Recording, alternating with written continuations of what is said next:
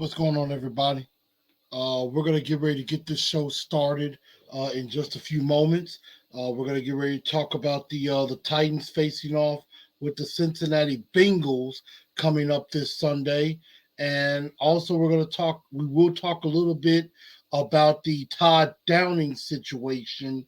That, of course, we did get to hear him speak for the first time since the arrest. Uh, we get to talk about him a little bit, and we would definitely go into that just a little bit, and then we're going to definitely talk about the Cincinnati Bengals. We're going to talk about the two-tone blue star of the game, and also the dunks of the day from the Green Bay Packers game, and so we're definitely going to go into that, and then of course, definitely have a extra dunce of the day that we're going to definitely speak on as well. So we're going to definitely get ready to get this show started in just a moment. And we're going to get this thing going. Make sure y'all share the show out. Let everybody know what we got going on. Is it revenge, redemption, or maybe a little bit of both? So we're definitely going to talk about that. And so we're going to get ready to get this show started in 60 seconds.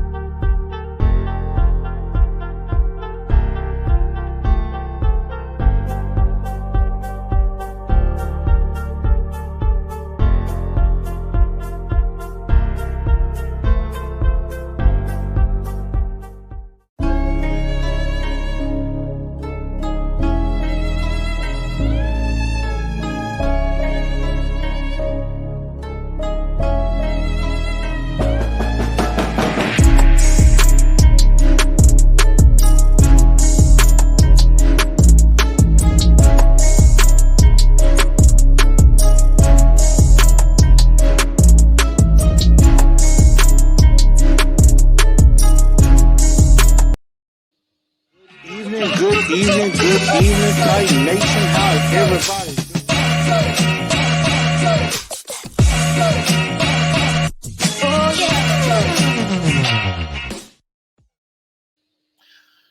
Good evening, Titan Nation. How's everybody doing? Welcome in to TNT tonight.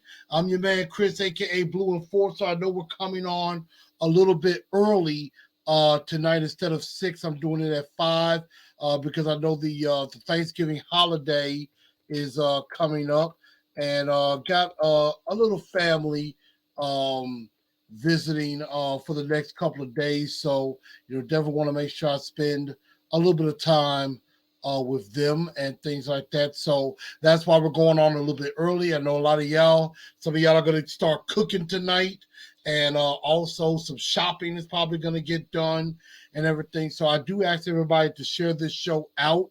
Also, make sure y'all follow the pages on Facebook at TNT Enforcers, as you see on the front of your screen, on Twitter at TNT Blue Enforcer, and also at Titans_in_truth as well. Super chats and donations are also appreciated. I see we got Isaiah in here. What's up with you, sir? The bearded one and AZ Mick are already starting off early. And then we got Marcellus Clay. And everything. So I know what's up with you. Welcome on into the show.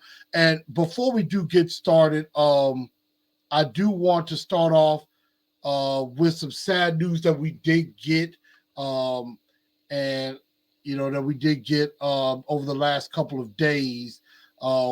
We lost one of our the members of our Tighten Up family. Definitely a supporter of this show, a friend of this show, and a friend to me. We lost a very, very sweet lady by the name of Sharon Cushman. She passed away a few days ago in her sleep. Of course, her daughter Laura, who I did get the pleasure to meet some years back, of course, informing everybody of that. I know that Miss Sharon was dealing with some health issues in the past. And I'm definitely very sad. I was very saddened to hear of this loss. Um, she was always a supporter of this show. She was a supporter to me. I got to meet her at a Titans event. And then when she was in the hospital, I did go visit her. I did help with a GoFundMe, I think, for her surgery, and um, that's where I met her daughter Laura, and everything. So when I um, when I heard this news, it saddened me. I was already dealing with some bad things myself that was going on personally, but compared to this, I guess what's going on with me wasn't so bad with that. So um, I dedicate this show, and I believe we should dedicate this game coming up in her honor as Titans fans. And we definitely step up for Sharon, and we got to bring the noise on Sunday because that's what she would have wanted. That's what she would have wanted. That's what she would have embodied as a Titans fan. So rest in heaven, my dear friend Sharon Cushman. She passed away at the very young age of 60 years old. And she leaves behind, of course, her daughter and her granddaughter um, and her family as we know it. So, if we may, let us just have a very quick moment of silence for a very small moment of silence for Miss Sharon Cushman.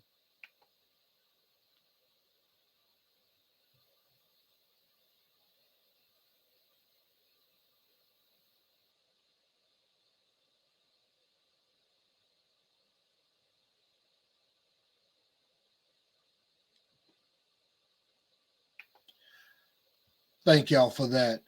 And I'm going to carry on exactly the way that she will probably want me to do so. And that is, talking Titans. And we are definitely going to do that in her honor. So, again, make sure y'all like this show out. Smash that like button if you could for me. And then if you haven't already subscribe to the show and then ring the bell and hit all of your notifications so that way you know when shows are going to be coming. And then also, this will be also end up being up on Spotify, iHeartRadio, Google Play, Google Podcast, and Apple Podcast as well. So if you're not able to catch or if you're not able to just watch, you can listen on those channels as well. And I definitely do appreciate everybody tuning in, and I thank everybody for all their support. And we are definitely going to get into this game. So first off, we're going to talk about Todd Downing. And of course, I know we got a lot of people with, with condolences to the Cushman family. Absolutely. Um, I mean, she, definitely represented um, the Tennessee Titans proudly. I am also going to get to that as well, Mr. Jones. I'm definitely going to talk about that a little bit later as well. So, Todd Downing, he is still the offensive coordinator of the Tennessee Titans, at least for right now. Mike Vrabel, of course, came out and basically said, we're not making any changes right now. We're going to stick with Todd Downing as the offensive coordinator. Of course, they're going to let the legal process and the NFL investigation run its course before they make any decision. Now, Mike Vrabel did allude that there could be a change. There definitely could be a change made at some point. There could be where a move could end up being made. And but right now, they are not going to make any changes at this immediate moment. So, um, so they're going to stick with Todd Downing as offensive coordinator. And so he did get in front of the media today, and he did address that situation. And I'm going to play about the first couple of minutes of this conversation, and we will definitely discuss it together. This is Todd Downing at the podium today. I'd like to acknowledge how serious this situation is. I understand what a sensitive and troubling subject this is, and I'm not naive to how much pain there may be for some people, involved in similar situations. I put my family through some things that they don't deserve. I have an amazing wife and an amazing son who love me unconditionally, and I don't want them to have to endure anything more than what I've brought on. It's devastating that my actions or anything that I'm involved with could ever bring negative attention to or bring distractions to this organization, to the ownership, Miss Amy, and to the front office, and obviously Coach Brable. I believe in myself as a man, and I believe that I will answer the bell to lead this offense going forward. I thank Coach Brable and John Robinson and Miss Amy for allowing me the opportunity to lead this offense going into this weekend. And these guys in the locker room, they deserve for me to put my best efforts forth in that. Because of the nature of the situation, I know there are a lot of questions.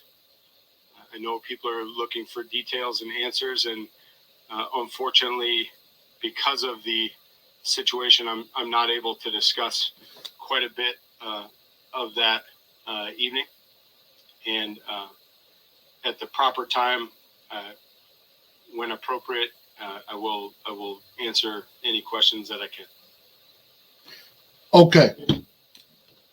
So that was offensive coordinator Todd Downing, basically, stating that, and, he was like, I put the organization in a bad position, put my family, in a bad position and things like that.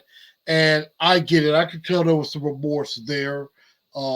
Definitely was a bad decision on his part. And, I don't think he wanted to put this team in this bad position where instead of talking about football, we're talking about this. With that being said, I didn't really hear a apology for what he did. Now, I could tell maybe someone's in there is like, that, he appreciated that they still that that Vrabel and John Robinson and Amy Adams Strunk, are still giving them the opportunity to coach, which that can very well change. And so, I mean, yes, it's a mistake. And, I know you can tell he's very fortunate that he still gets to coach. However, this does not excuse what happened. It was a pretty dumb decision on his part. And Todd Downing has nobody to blame but himself for what happened. You decided to drink.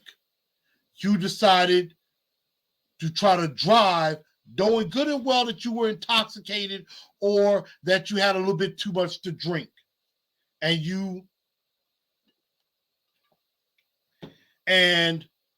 you get stopped by the cops in Williamson County. So he has to take ownership of that. That is on him. And, thank God nobody was hurt by this. That all that happened was he got arrested, spent a few hours in, being held up, and then he got out on bail. But this could have ended a whole lot worse. A whole lot worse. And there are a lot of people out there who will say, well, it's not like he beat up his wife or he committed a felony or anything. Haven't you made a mistake or haven't you done something like that? And my answer to this question would be, no, he didn't beat up his wife. No, he didn't commit a felony. However, and I will say this, have I, went to a bar and had something to drink? Have I went to a bar and had a drink or two? Yes.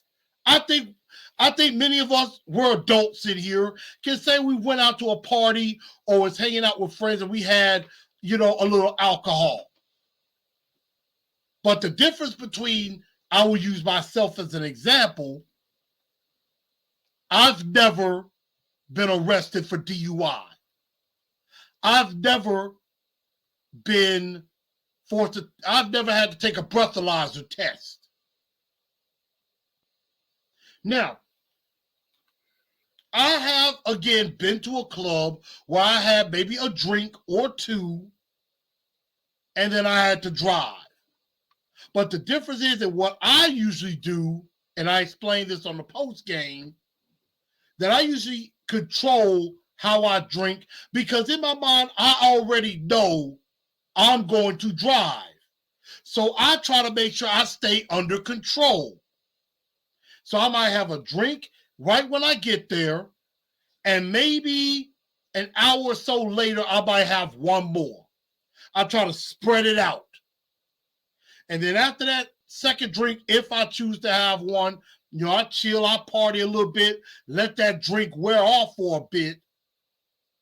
And then I'm, head to the car and make sure I'm like, am I still under control? Because sometimes you can tell when you're a little tipsy, or if you're drunk, you may be falling over yourself, you're losing balance, or, you could tell it's like, okay, maybe I'm a little effed up a bit right now.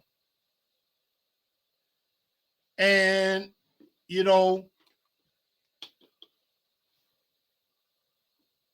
have I been drunk before? One time, yes.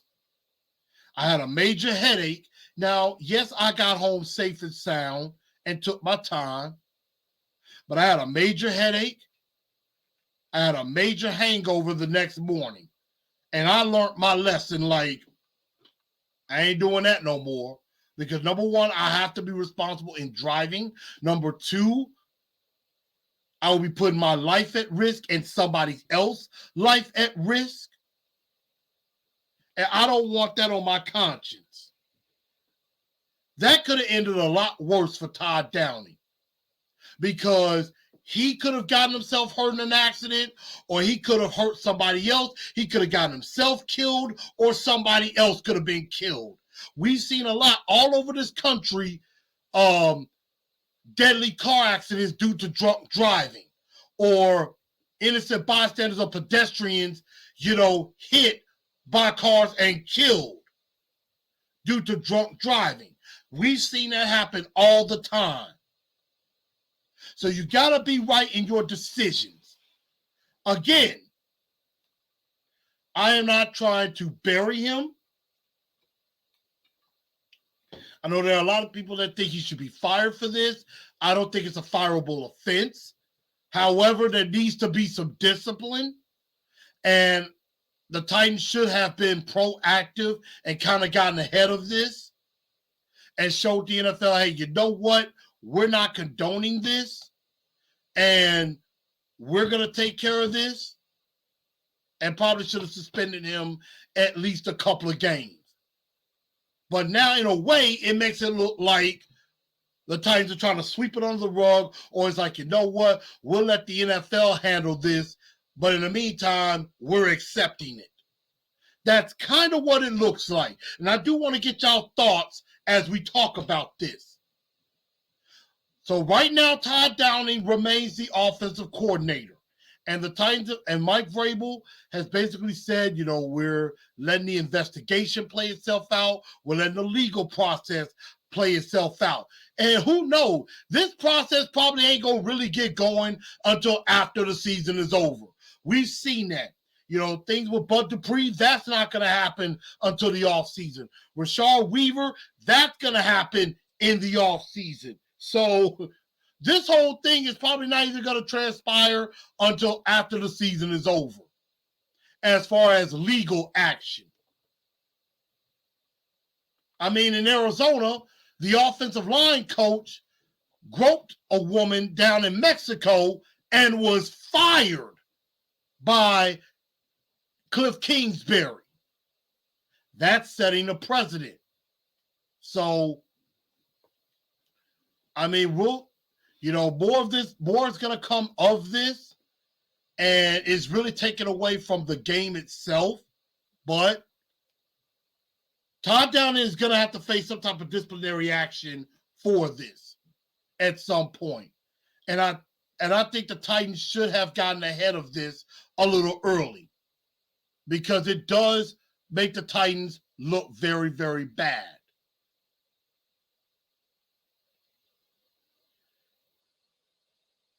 And so, and of course, he mentioned the death threats. And some of the media asked him questions about it, and he was like, due to the nature of the situation, he really can't go into it, because, police are listening to things he's saying. If he says anything, hey, they can use that as evidence against him. He could be incriminating himself. So he has to keep quiet. So Jameson says, how many chances does this guy get to fall and still fail and still keep his job? I mean, yeah, he's getting another opportunity. Hopefully the Titans turn Downey's lemons into lemonade. I would hope so. That's what we're hoping for. I think Todd had been depressed and stressed out because he feels everyone hates him. That could be part of the reason for this incident, not excusing him. So realize he's human. And look, Jared said this on his show. If you're receiving death threats and this happened before this game or anything, why not go to the police? Go to the police and be like, I've been receiving death threats against my life or against my family's life. And maybe that's something that they can look into.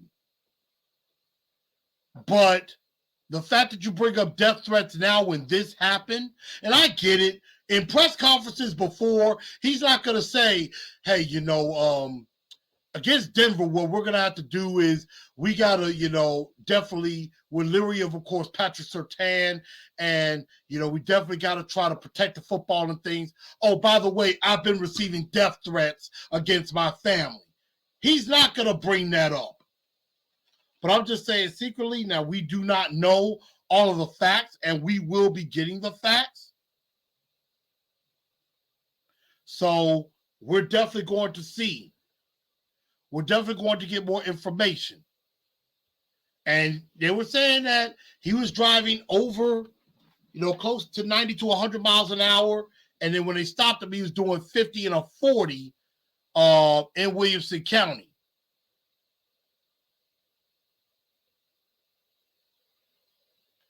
And, we don't know what the blood alcohol level was. I mean, again, we're definitely going to find out. Bearded One says the Kansas City play caller was more fireable offense than this. I can't disagree with that. So, this is a bad look and everything, but we're definitely going to find out more going forward. But Todd Downing is still the offensive coordinator at this very moment. Some other news that we got, undrafted rookie, free agent kicker, undrafted rookie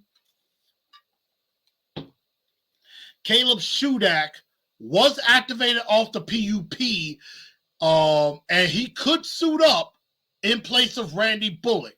So, of course, the news came out, Randy Bullock's been dealing with a calf injury, and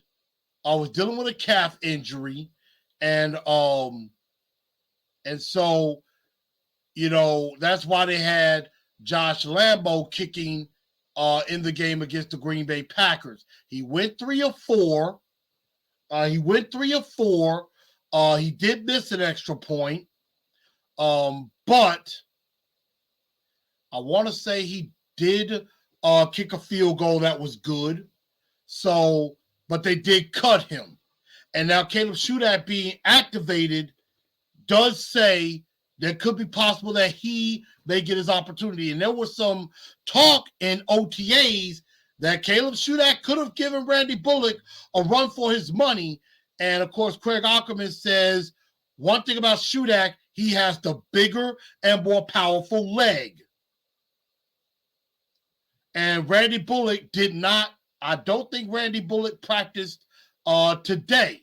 So that's going to be very interesting to see, how all of this plays out. Does the Titans go with Randy Bullock, or do they go with Shudak? Randy Bullock did not practice today. So that could be a big, this could be a great opportunity for Caleb Shudak, or this could be a big problem because we're, 10 games, about to go into the 11th game of the year, and we may have to make a change at kicker. This could be an issue. So we're definitely going to find out more as we go on is, can he, make the big kicks in a regular season game when it matters? That's something that we're going to find out with that. And, going back to the Todd Downing thing, and I'm going to mention this right quick. I know somebody said, why not just call the police? And that was on the death threats and things like that. Exactly. And also, free ride share. You offer free ride share with Lyft. You could have gotten a free ride home, could have gotten home safe, and then you could have went and picked up, you could have gotten another ride share to go pick up your car. So that's something that we'll have to keep in mind with the kicking situation. So with this offense as below average as Tennessee is, not having Randy Bullock is big. It could be. It could definitely be big. Jameson says, reminder, he played for Iowa, which he did. Has a strong leg, nailed the game winner against Nebraska in some nasty weather. And, it might be where that has to happen. So that's going to be something. And we're definitely going to find that out. Also, some other news, some other injury news. I didn't get a chance to put up the injury report. I'm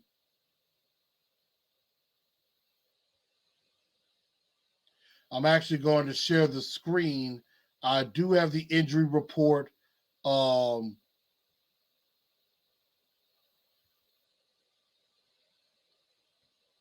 Right here. So here's the injury report for both teams. As you see, a big miss right now is Danico Autry. Did not practice today. We'll see if he practices on Friday because the team will be off for Thanksgiving. Again, Randy Bullock did not practice. Christian Fulton could be a big loss if he doesn't go with the hamstring. And then, of course, Derrick Henry is not injury-related, of course. They're probably giving him a little maintenance. Ben Jones did return in limited capacity, trying to clear concussion protocol. So hopefully he will get clear. Big Jeff was limited. But Bud Dupree, Amani Hooker, both full participation. So is Elijah Molden as well. For Cincinnati, the big one is Joe Mixon. Joe Mixon did not practice and is under concussion protocol.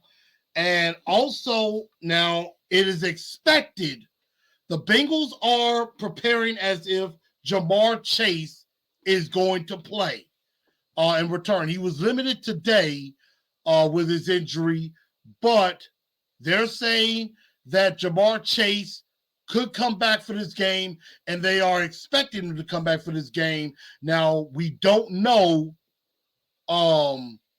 We do not know if he's going to suit up, but it looks like, according from the Bengals side, all points, all indications point that he is going to play, and that could be a major, major problem for the Tennessee Titans to have to deal with.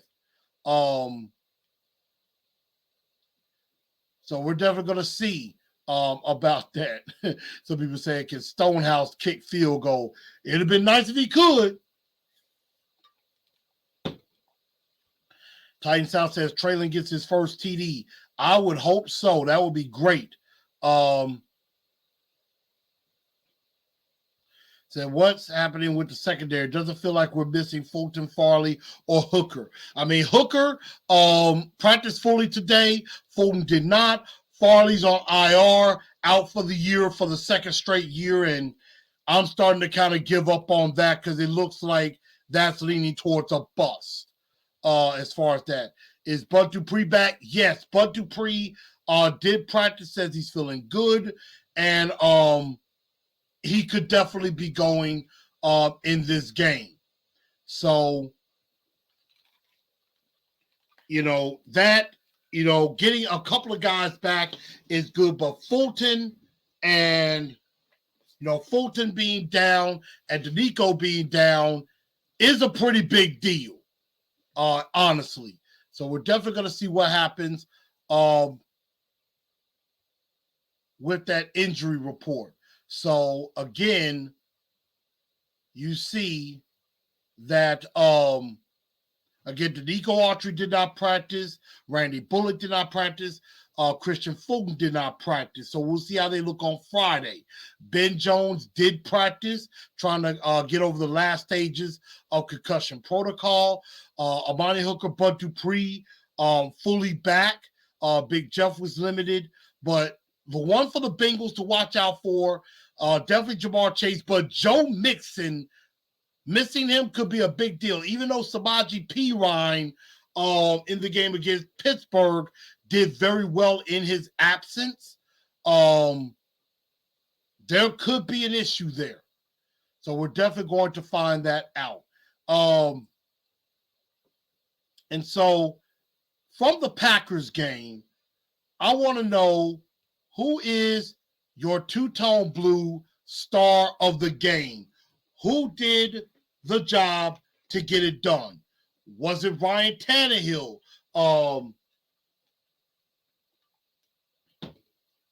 Looking like he's back to form. Was it Treylon Burks' breakout game? Robert Woods looking like he's finally, he stepped up.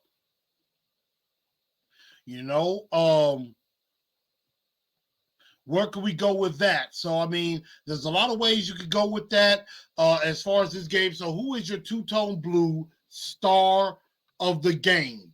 And, I definitely want everybody to take a look. Donnie Agin says Brewer at center. I mean, the offensive line did do all right, except for left tackle. Dennis Daly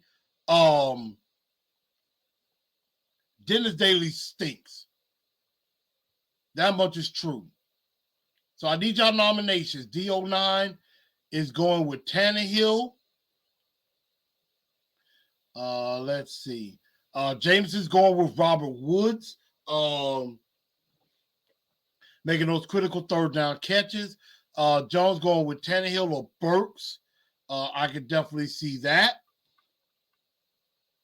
So definitely getting some choices on that. But I'm going to go against the grain. Mr. Jones says Todd Downing.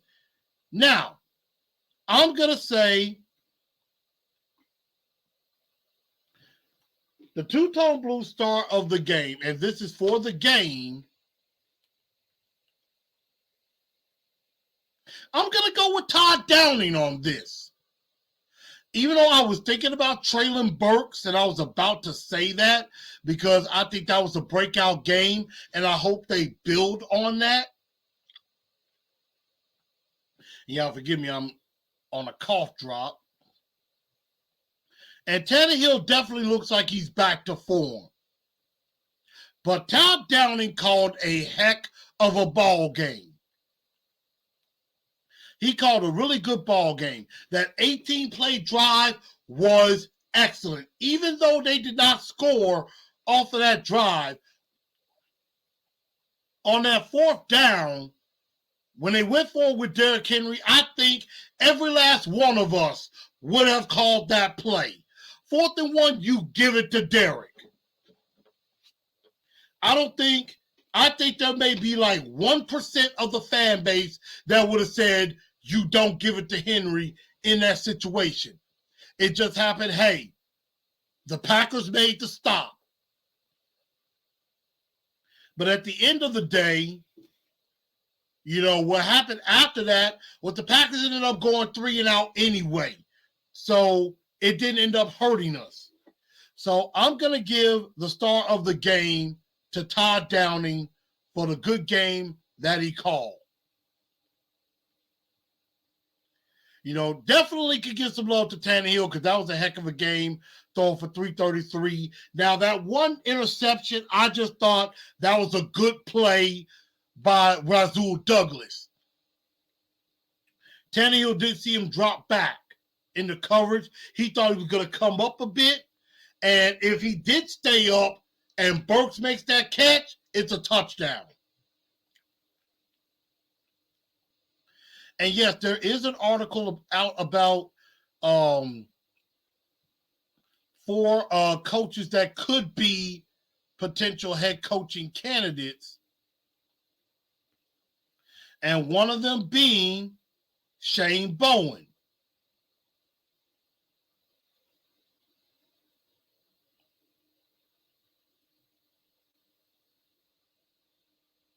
So,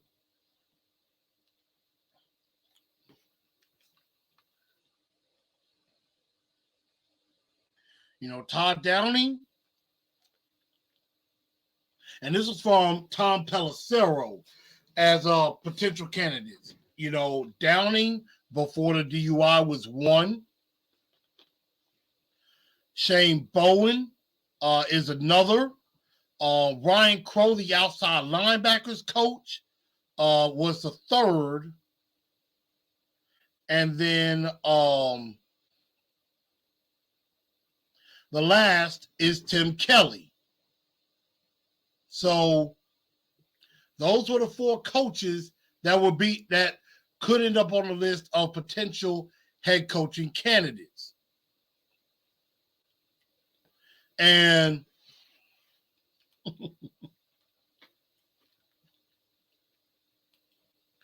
wow, was it really Todd Downing or was it Kelly? Everybody's trying to wonder who's really calling the plays. So that's very interesting indeed. Yeah, y'all give me a second.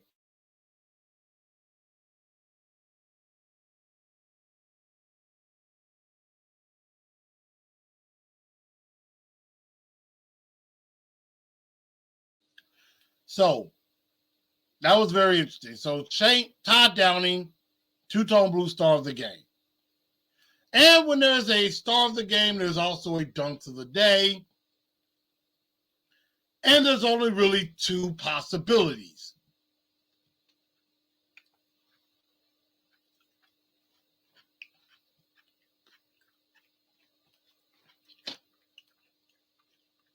And I know somebody mentioned earlier that if Shane Bowen goes, so does our defense. Remember, we still have Jim Schwartz, former head coach, former Titans defensive coordinator. He is an assistant head coach as well. He's helping Downing out. So, I mean, Jim Schwartz could be defensive coordinator if Shane Bowen does get that shot.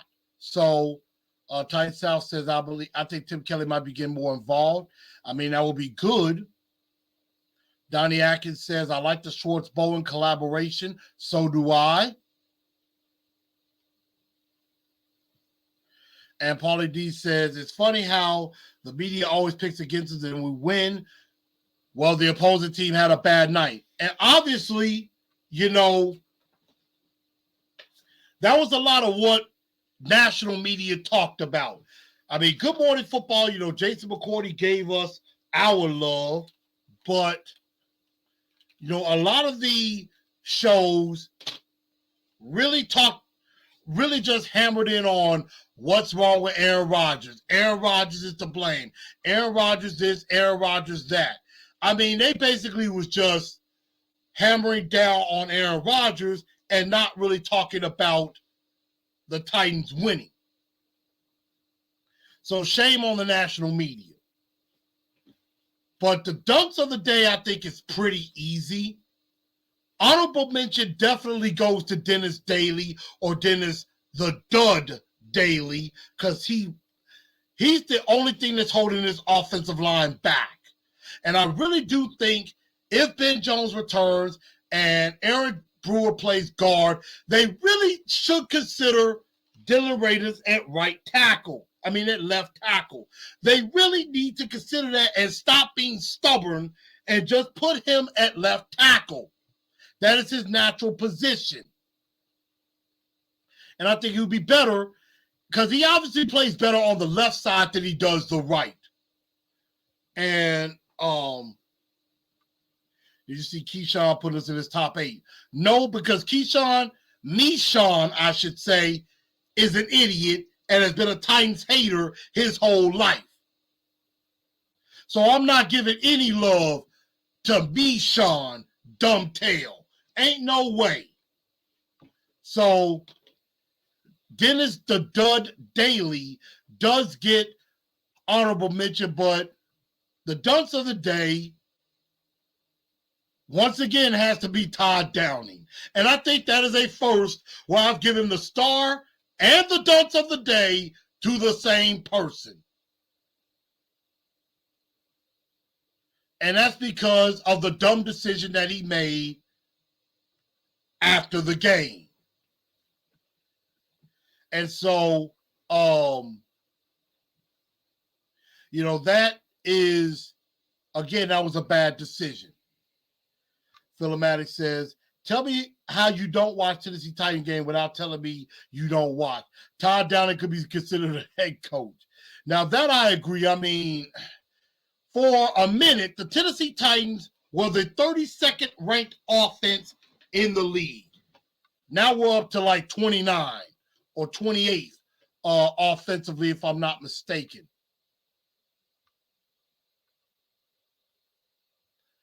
Like right now, in yards per game, the Tennessee Titans have went from 32nd to 29th. So they're 29th offensively. Still not great. Yeah, coach tried hard to be the Titans hiring Jeff Saturday, thinking it'll be as good as Vrabel. And yeah, they're definitely taking a page out of the Vrabel playbook. That's what they're trying to do. Ryan Clark, yeah, he's been kind of a hater too, because he's so loyal to Pittsburgh. But Swagoo, Marcus Spears definitely gave us a little love. And I agree. I agree with the bearded one.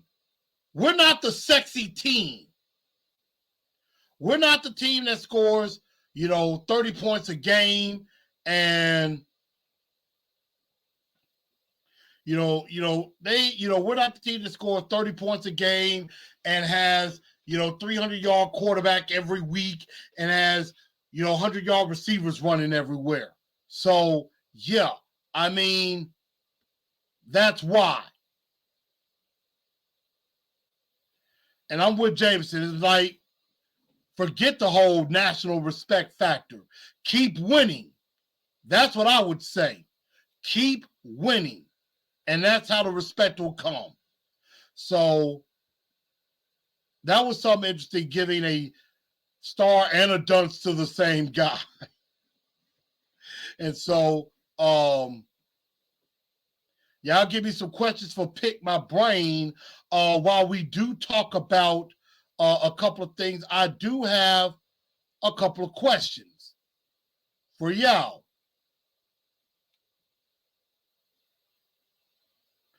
First, the Tennessee Titans right now are third in the AFC behind the Miami Dolphins, who are 7-3, and the Kansas City Chiefs, who are 8-2. And we all know the Tennessee Titans are a choked fourth quarter job by Malik Willis and a missed field goal away from being 9-1 and clearly in the number one seed driver's seat. And had we beat Kansas City, we would at least be the number 2 seed and probably could catch Miami for the 1. But we don't have a tiebreaker over Kansas City or Buffalo, which makes things more difficult. And we would probably have to win out, and Kansas City will have to lose at least 2 more times for us to overtake them. But my question is this. Could the Titans get the number 1? Do you believe the Titans could actually get the number 1 seed again for the second straight year? Could they do it? I like this quote. They hate us because they ain't us. I know that's right.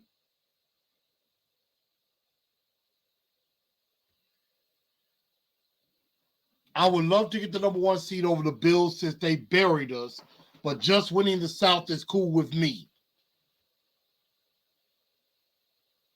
First part of that statement I agree with. Second part, not so much. The AFC South is pretty much over.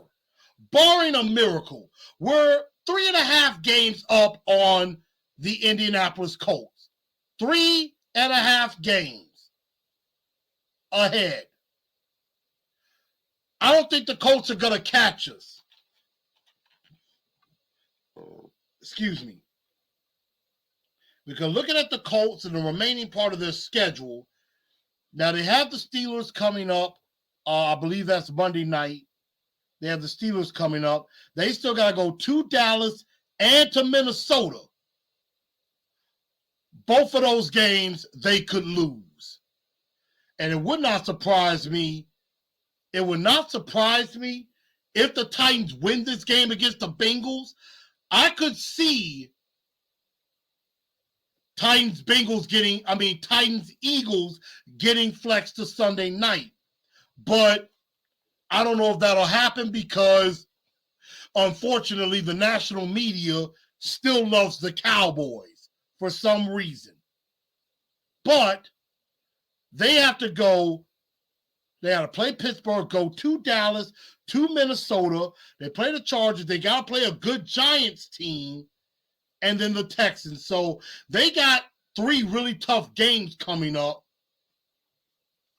And I do think if the Titans win this week and maybe go ahead, if they could beat the Eagles and they lose the next couple of games with like 4 games to go, if we're up by 4 games, the Colts are not going to catch us.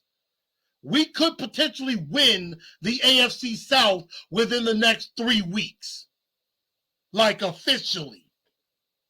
If the Tennessee Titans win a couple more games and the Colts lose a couple more games, it's practically over. I think. So can the Titans get the number 1 seed again?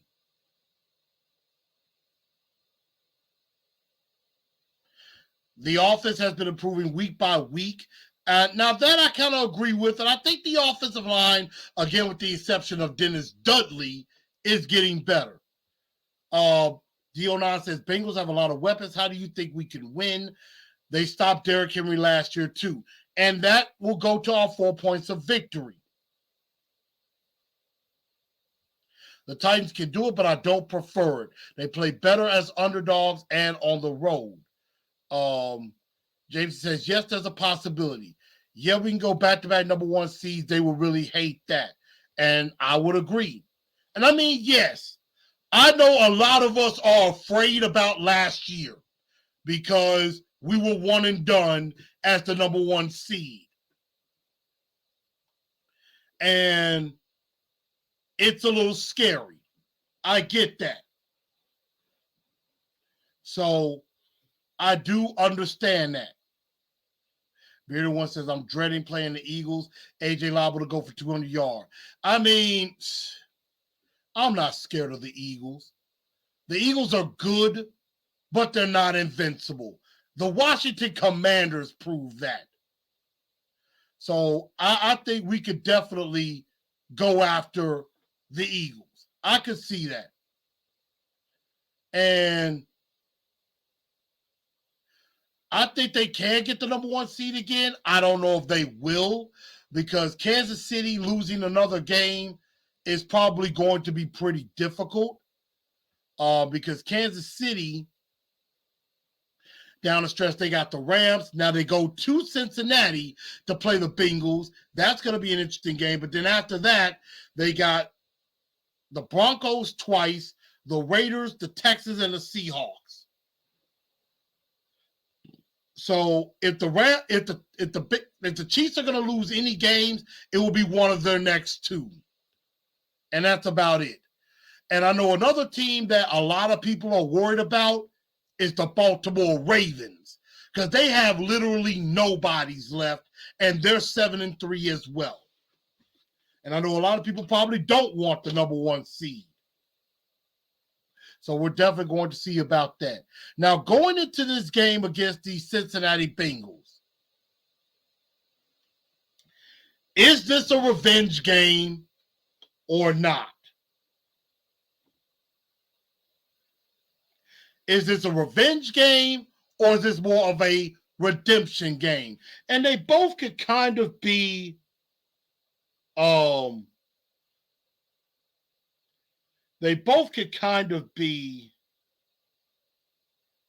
the same.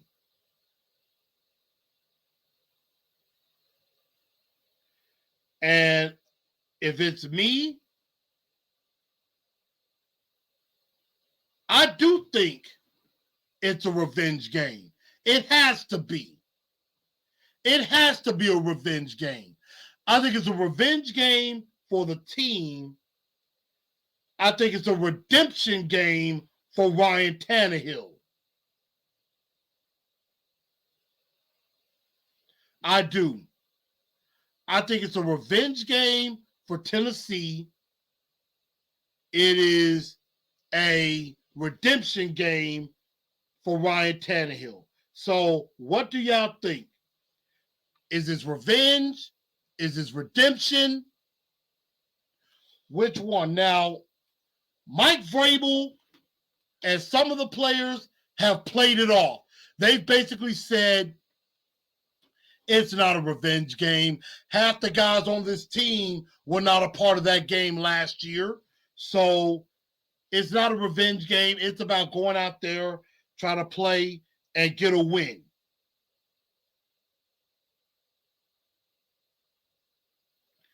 You know, but Kevin Byard and David Long was like, hey, we need y'all energy. We need y'all juiced up.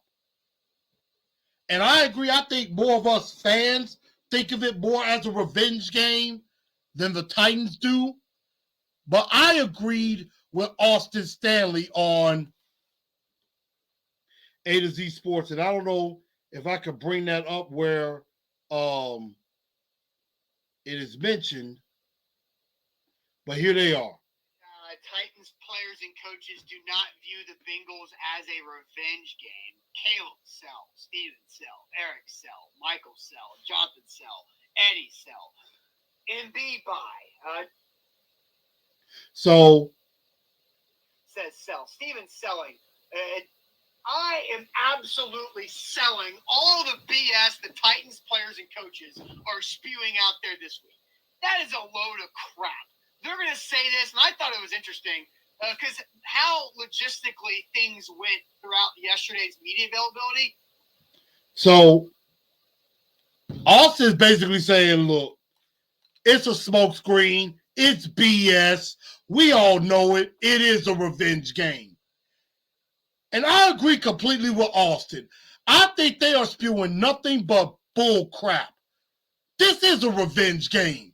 And it's also redemption for Ryan Tannehill. And I get it. It's not a playoff game. But this game has playoff implications. Because, again, the AFC South is pretty much wrapped up. It's over. Right now, you are playing for seeding. You are playing for positioning yourself in the best position to go deep in the playoffs. A victory against Cincinnati will help you in your seeding preference. And so, saying that this is a revenge game, and they're saying, well, half the team wasn't a part of that. That's a bunch of crap, too. I think about 70% of the guys on this team were a part of that game. For example, with the exception of Dennis Dudley and NPF, the rest of the offensive line was a part of that game. Ryan Tannehill was a part of that game. Derrick Henry, a part of that game. Dontrell Hilliard was on the team. Nick Westbrook-Akina was on the team. Jeff Swaim, as much as I hate saying his name, was a part of that team. Danico, Big Jeff, Tierre Tart, Naquan Jones, Bud Dupree, Rashad Weaver, even though he didn't play, he was out. David Long Jr., Zach Cunningham, Christian Fulton, Amani Hooker, Kevin Byard, all were on this team when that game happened. Elijah Molden, all of them were on this team when it happened. That is at least, out of 22, I would probably say at least half, 11, 12, 13 guys of the 22 that was on that team last year. So yeah, it's a revenge game for me. Show that game was a fluke and show that we can beat this team. And if we play them again in the playoffs, we show them we can beat them then too. So you're darn right it's a revenge game. And it should be. It should be redemption for Ryan Tannehill. Because he said it himself after going into exile after that game. He came out and said, I was in a really dark place. And, he was really down on himself after that game. So I think in Ryan Tannehill's mind, this is not really revenge. It's more redemption for him. So, Jameson says, yep, offense is really rounded into shape. Tevrin says, we're going to beat the brakes off the Eagles. Hey, let's get to the Eagles next week. Dehember, as in Derrick Henry. That is true. That is this around this time of year is when Derrick Henry really gets going. That is true. The Bengals have had our number like we've seen as the Chiefs number. I'm ready to get the Bengals. Time for major revenge. Rocky has said they shouldn't treat it like one. Most of the guys from that game aren't even on this team anymore. I beg to differ. For fans, it is a revenge game. I could definitely agree with that. Titans are motivated for these next 2 weeks, and they should be. They should be. Colts should have beaten the Eagles. They were definitely positioned. Paulie D says, heck yeah. Tannehill had to see a shrink after that train wreck. He needs to prove himself. I agree. Wow, Mark Scott coming in. Debbie Downer says Bengals will beat the Titans without Chase. Titans offense is one-dimensional. Well, go back and watch the Packer game. If we play like that, and go back also against Denver, we weren't one-dimensional then. Titans want to get this win. Big Jeff will be out for blood. I agree. Absolutely revenge game. Definitely want to destroy the Bengals because some of their fans are really feeling themselves. And you know they're going to be feeling themselves with Jamar Chase coming back. I know because I have a Bengals fan in the family, and my little brother, and he's going to be coming up on Friday, and we're going to the game Sunday. So, you know, for one of us, the ride back here to Memphis is not going to be pleasant for one of us. The question is, who? Me or him? Had no business losing that game with 9 sacks. And I know a lot of people have said, we got to let this game go. Let this game go. Let that game go. I'm sorry. Until the Titans either beat the Bengals in the playoffs or they move a step forward and get to the Super Bowl, I will never let that go.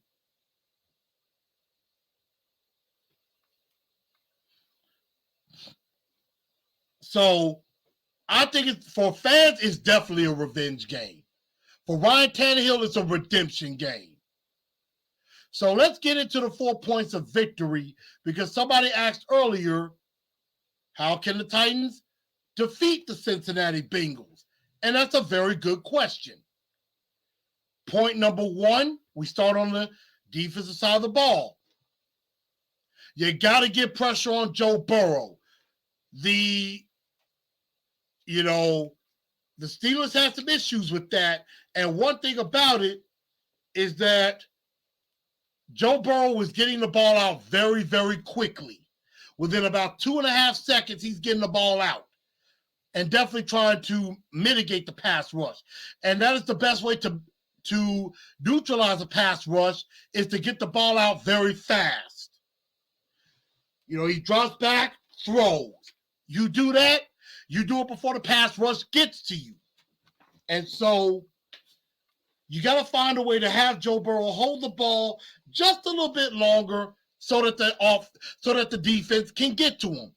The pass rush is going to be extremely important in this game, because if they can get to Burrow, they can help the secondary, just like in the first game, just like in the playoff game. So pressure is going to help. That's going to help the secondary in the long run, especially if Christian Fulton cannot go. Number 2, keep everything in front of you. Make them work for everything. Do not let them get explosive plays. Because this team with Jamar Chase, if he plays, T. Higgins, who is a big-time factor, Tyler Boyd, they got Hayden Hurst, Joe Mixon or Samaje Perine, they can catch out of the backfield. You got to be mindful of that. They have weapons all over the place, and we have to be ready for that. And the best thing to do is to keep the game in front of them, keep it all in front, make them work for it, and as we've said for the last couple of weeks, make this a boring football game. Maybe get them disinterested, get them off of their game a bit, and that gives us an opportunity. So make them work for everything, no explosive or gimmick plays. Number 3, sometimes the best defense is a good offense. Against the Packers, the Tennessee Titans did an amazing job with time of possession. The more time you have the ball is less time that Joe Burrow is on and that offense is on the field. They did a good job of keeping Aaron Rodgers off the field where Aaron Rodgers had to press. And that led to Aaron throws, some bad throws, and things like that. If we hold the ball longer,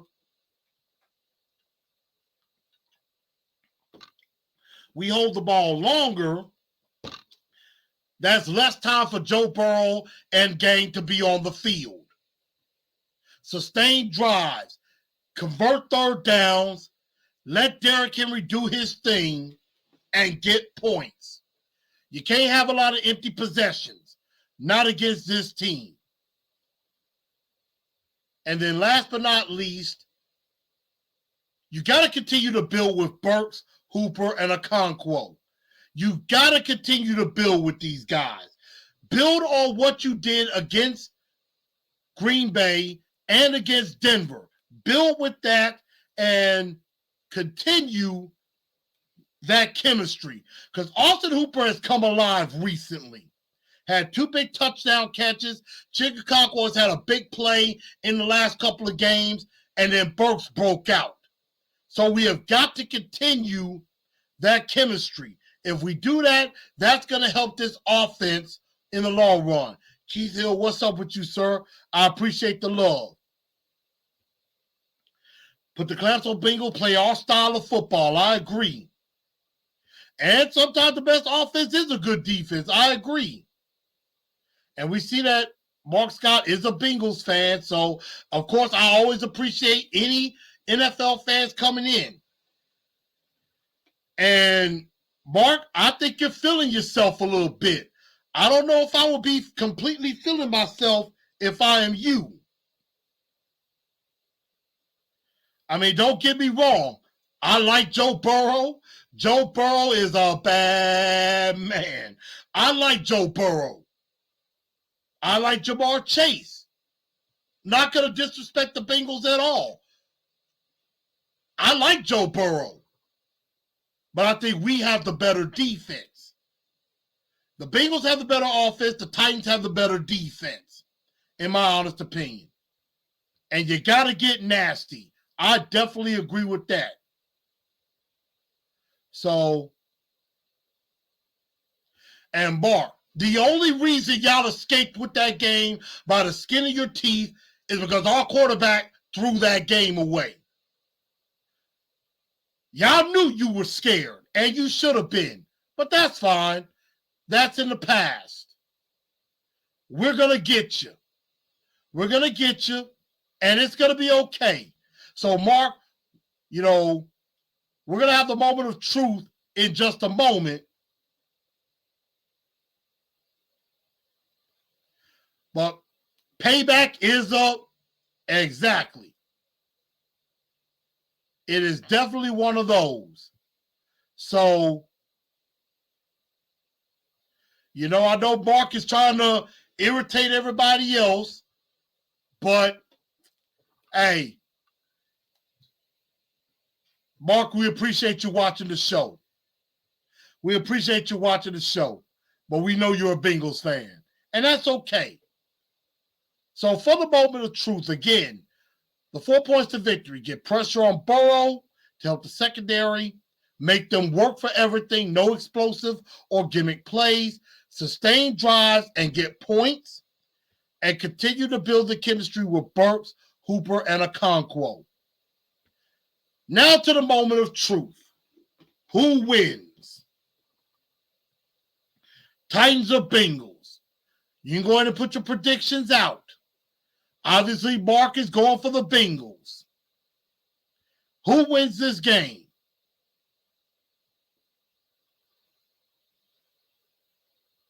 And that is another thing. The Tennessee Titans have had extra time to rest. The Bengals have to play a game on Sunday and then have to come back on a very short week because for them, this is a normal week. And you got Thanksgiving in the middle of all of this, and they have to travel. So they practiced today. They did not practice yesterday. The Titans, I think, Thursday, I think Friday, they met. And I think on Saturday, they maybe did a little something. And then they were off Saturday, Sunday, and Monday. They practiced yesterday and today. They'll be off for Thanksgiving, but then they'll practice on Friday. The Bengals only probably get to practice today and maybe Friday. They may do a little something on Thursday, and then they got Thanksgiving because, they probably want to spend time with their family too. So give me your thoughts. Who wins this game? Dedrick Bates says Titans by 10. Of course, Mark is going with the Bengals. Cincinnati Titan says we got this.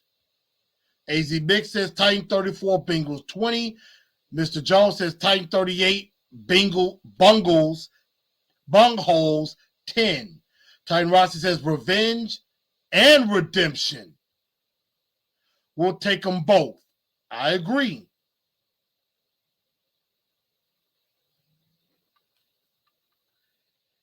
Let's see.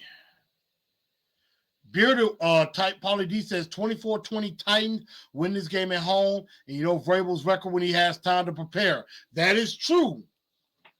When the Titans have a bye week or a mini bye, Vrabel is excellent at that. I believe he's undefeated. When he's had at least more than 8 days of rest.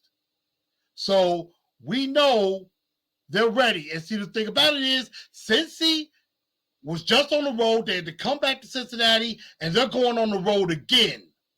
We're at home for this one. See, Titans Rossi says Titans 30, Bengals 24.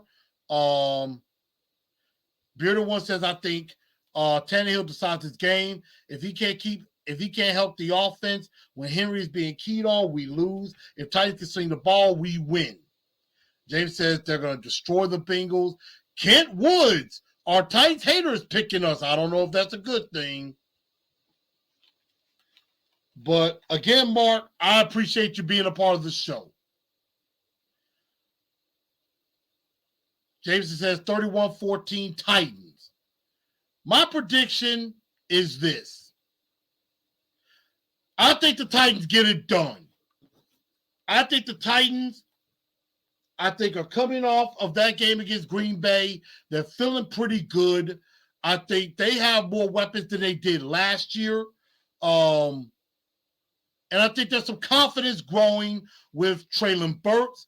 I think we're finally starting to see Robert Woods play some good ball.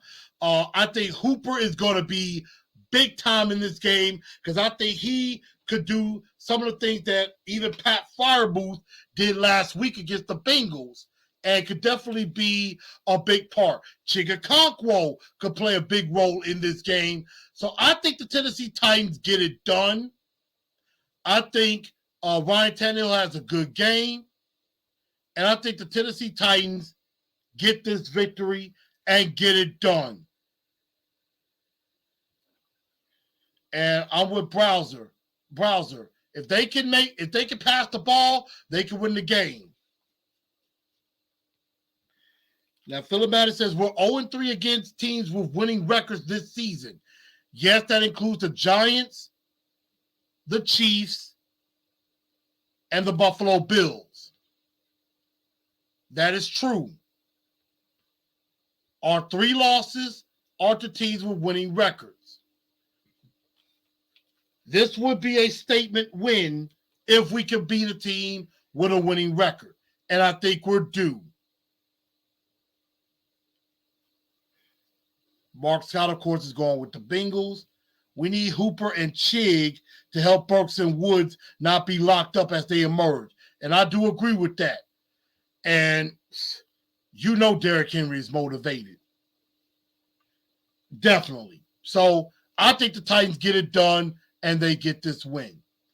Before we get out of here, again, we dedicate this show and this game in honor of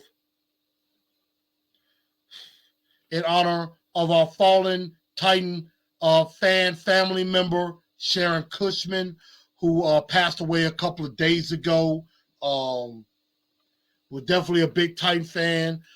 Definitely meant a lot to me. I'm definitely going to miss her. I've seen some posts where other Titan fans have, said what they said about her. She was an absolutely wonderful lady, very sweet, very kind, was very supportive, always nice to me, always was a big supporter of this show, was a big supporter of me. I'm going to miss her, as sure as a lot of us will. But rest in peace to Miss Sharon Cushman, who passed away at the age of 60. Also, another loss was suffered on Sunday. Um,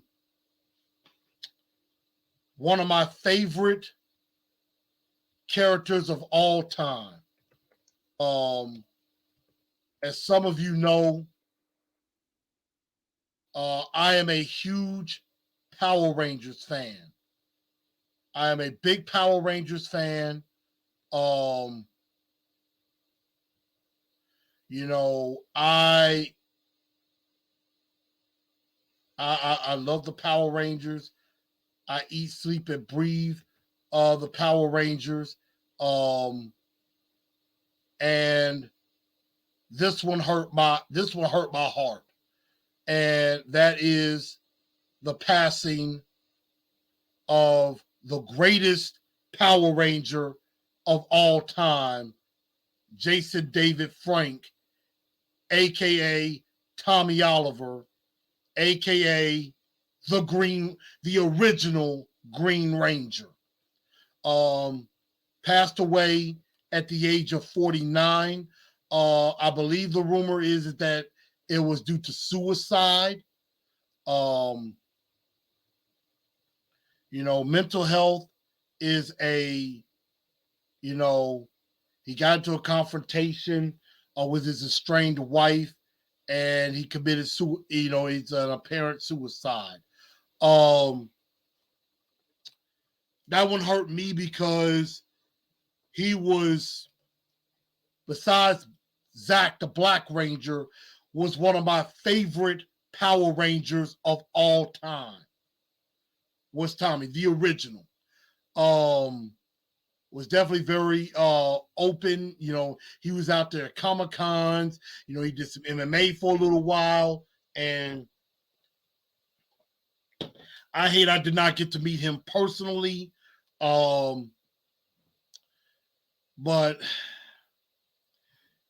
this one hurt my heart too. This one definitely hurt my heart big time. I'm gonna miss the Green Ranger. I'm gonna miss him big time. Big loss in the Titan family. Um, it's man. When I saw that, it it it it it messed me up big time. It really messed me up, and so I'm gonna miss the Green Ranger. I'm gonna definitely be watching some old Power Ranger footage, and so just this one hurts my heart. So rest in peace to Jason David Frank, aka Tommy Oliver, the greatest Power Ranger of all time. And for one time, I gotta do it. It's morphin' time. Dragon Zord. Gotta do it one time for Jason David Frank. Better yet, Tiger Zord. You gotta have that. Dragon Zord, Tiger Zord, Zeo Ranger 5 Red, shifting the turbo, Dino Thunder power up, Brachio power. Gotta do it for Jason David Frank. So rest in peace to him, the OG, the original Green Ranger. And yes, definitely remember Trini.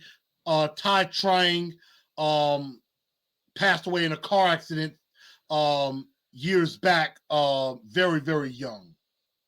So, Demario, what's up? Man, you're a little late, but I'm glad you're here. But rest in peace to Tommy Oliver. And last but not least, I got one more dunce of the day to give out. And the dunce of the day, one more dunce of the day, has to go to me. I give myself a dunce of the day because as some of you may know, and Clay is saying Titan 31-21 over the Bengals. Some of you may or may not know, this past weekend, I fell victim to a Titans ticket scam. I was scammed by a parent, person who, said they had a couple of Titan tickets that was available and was going to sell them to me. And I tried to ask questions because I was just trying to make sure they were who they said they were. I thought I vetted. I thought I asked a lot of questions, just trying to make sure that it was legitimate. And there were times where I, throughout the entire couple of days, I've kept thinking, is this legitimate? Is this legitimate? I'm hoping it's not a scam. And so ended up, was messaging through Facebook, and then the text message with the husband of this person.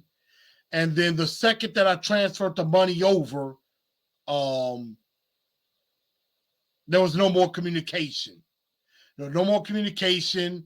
They basically got what they want. I never got the tickets, and I got blocked on Facebook by this person. The number ended up being a disconnected number, and it was all fake. So I got played. I got scammed. So, and I tried to call my bank to see if I can dispute it and get my money back. They basically said, it's unlikely you'll get your money back. And so I may still dispute that and see, but I got conned. I got played. And, I was very upset with myself. I felt dumb. I felt stupid.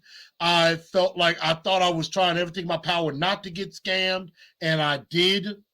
So, you live and you learn. And it makes it so you can't trust anybody on social media, even if they are legitimate. And and I was trying to sell my ticket, and I was thinking about selling my ticket, and somebody probably gonna think I was trying to scam somebody. So I hate that happened to me. I ended up contacted one of my colleagues at the station, and we decided to put a story together because others need to be warned, because, a lot of people have been scammed out of thousands of dollars, for different reasons, credit card scams, or something in store, or if you're shopping online, or even for something as messed up as, somebody having cancer or health care issues, and they get scammed. But ticket scams happen too. And I think somebody else mentioned that their son got scammed.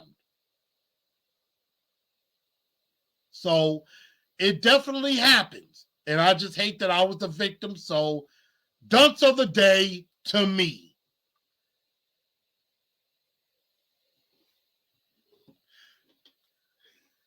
Matter of fact, Philibatters, you are onto something. And I think I can pull that off.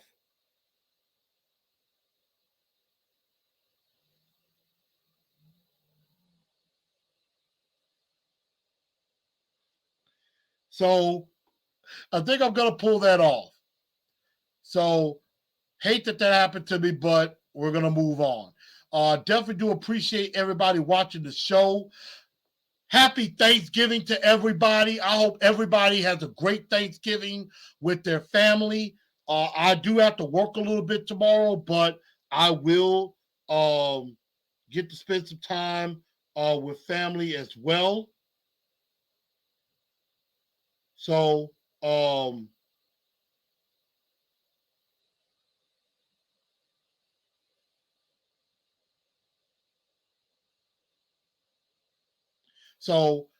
everybody have a great Thanksgiving. I hope everybody has a good time with their family and everything. James said, yeah, it makes you more jaded when you hear about people getting scammed online. I agree. Kids, I would like to take them on a hunting trip. Can't stand those type of people. I agree. So, yeah, I'm thankful for all of you. So thank y'all for all of your support. Thank y'all for supporting me. And again, as James says, happy Thanksgiving to everybody. Thank y'all for tuning into the show.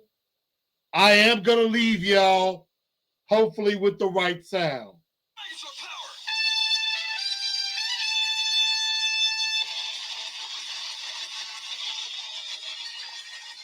Got to do that.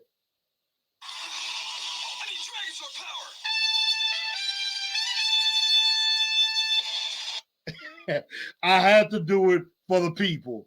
The Dragon Dagger. So I had to do it. But here's the original one.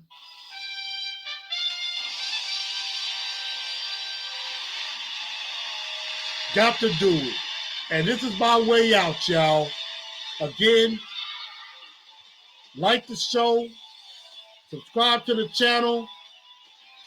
Thank y'all for tuning in. And y'all have yourselves a great Thanksgiving. And y'all know what? Y'all know what time it is. And thank y'all for all of your support. And thank y'all for your sentiments. Again, rest in peace to the Green Ranger. Rest in peace to Miss Sharon. But let's all tighten up because that's all we know how to do. Good night, y'all.